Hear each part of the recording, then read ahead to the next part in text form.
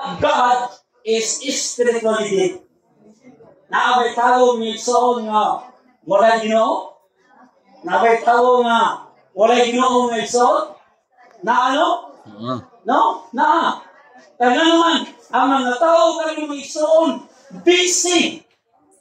Busy sa trabaho. Busy no igsoon sa mga lakaw. Unya, wala na hantagig pagtagad ang Ginoo sa ilang na kinabuhi. It is the separation of the soul from God. Mga tao may igsoon, busy. Ngayon, tungod kay ang yawa mga igsoon, nanitag mga pamagi na ang tao dili gayon musimba sa Ginoo. Dili gayon mo alagad sa Ginoo. Muna nga, mangita sa mga pamagi mga igsoon, labi na nga ang technology, labi na kahit ang kalibutan. O niya, mao'y gusto sa yawa ng igsoon nga ang tao, iya ang bisihon, aron ang tao, dili makahinumdum sa pag-alaga sa iyo. Muna ang igsoon, spirituality. A man without Christ is spiritually dead. But a man with Christ is spiritually alive. Amen? Amen. Pagkalindot mga igsoon, no? Yan, sayot ko din, ini nga balay, sayot ko sa mga tao na nakaroon din, bisang dili ka kaila mo igsoon, pero nasayot ko nga naamoy suod nga relasyon sa Ginoo. Amen? Amen. Muna nga padayon mo mga igsoon sa pakigdugtong sa atong Ginoo.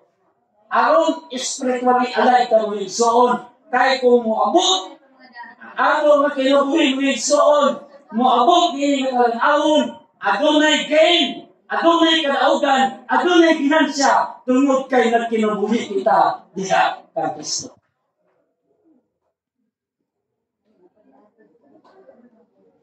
Ang ikatulong mga igsoon, last but not the least, eternal death. Ini mga igsoon, musugot sa dili, na ay adlaw di sa kagukom sa pagbalik sa Ginoo.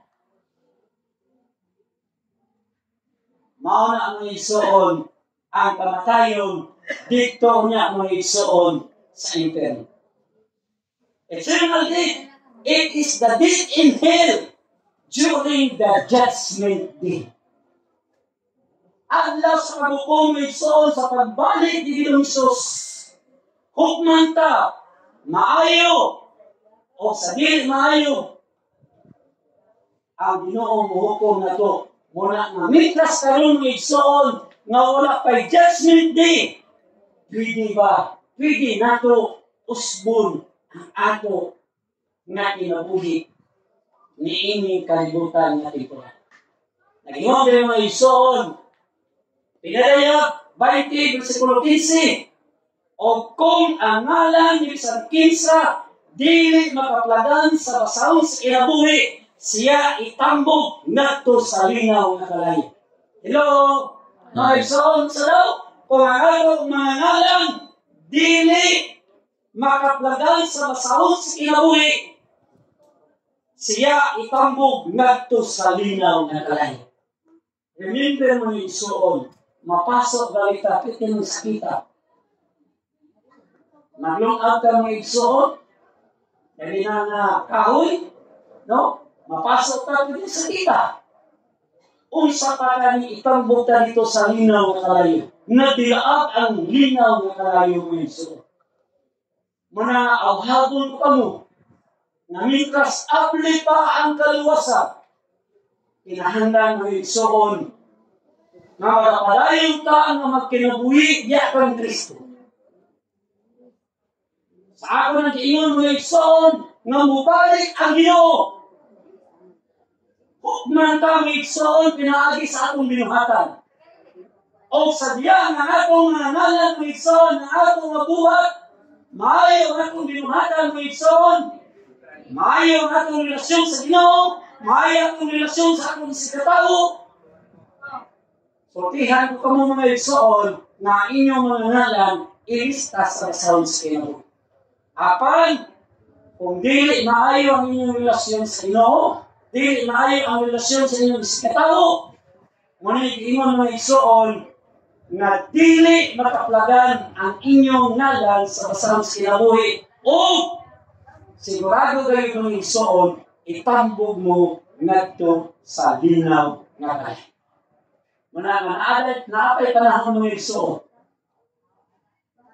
Si Tatay Binabi, sa wapan sa mamatay ng igsoon, nakakalayo ni siya o kapasayloan sa Ginoo.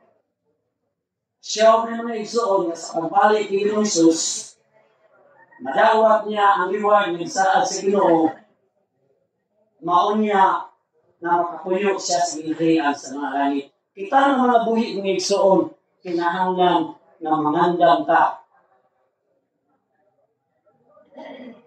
Mangandam ta ng igsoon sa pagbalik sa atong Diyos. So, iyan ito mo, nasarili manugay, mubalik na ang Ginoo mga igsoon. Atong nakita ang mga sign nga nakahitabo na mga igsoon. Ang Israel o ang Iran mga igsoon, no? Kanang Iran mga igsoon, dito na sa Danggusari, ang Iran mga igsoon, mauna siya ang Persia.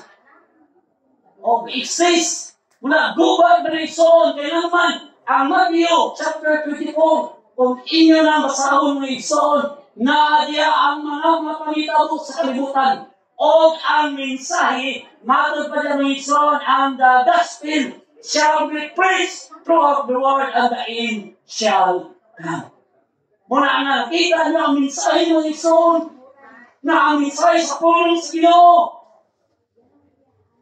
ipahat nagto sa mga tao ng igsoon, sa kinatibukang nasod ng igsoon, aron ang mga tao makabalo, makapanandam sa pagbalik ng Isos, ay sa gilid ng lugar, mubalik siya ng igsoon, apan kadto naman makadahutay sa pagpamalagan, taniwala sa mga pasulay, sigurado ngayon ng igsoon, nga ato madawat ang dante sa Ginoo mao ang kinabuhi nga walay katapusan. Mapuyo ka dito sa limidnon ni Pulianan ng igsoon nga lumnon kalipay ang inyong pinangga na amahan. Mga igsoon, inyo ranya iniihibalag dito sa limidnon ni Pulianan sa diha nga magapadayon ka sa pag-alagad sa Ginoo nga maunlungon, matinumanon hangtod sa pagbalik ni Jesus. Mga igsoon, naot ko nga ang mensahe karon dili mahimong kawang kung dili mahatagan kayo nato pagtagad si Ginoong Jesucristo sa ato nga kinabuhi. Kung hinaot kong igsoon nga makianay unya ta sa limit ng Pulianan kay mauni ang atong final destination. Mga igsoon, amen? Amen. Sa Ginoo magkakanalangin sa pamilya general, sa mga relatives, sa mga silingan, sa tanang mga tao, mga kalundin na nakagulong sa mensahe, ang Ginoo magapanalangin kaninyong mga igsoon, padayon mo sa pag-alagad sa Ginoo. Kauban na ito, o malipayon ka mga igsoon, mga padayon sa mga igsoon sa Ginoo. May kami sa tanang, Amen. o ang Ginoo magapanalangin.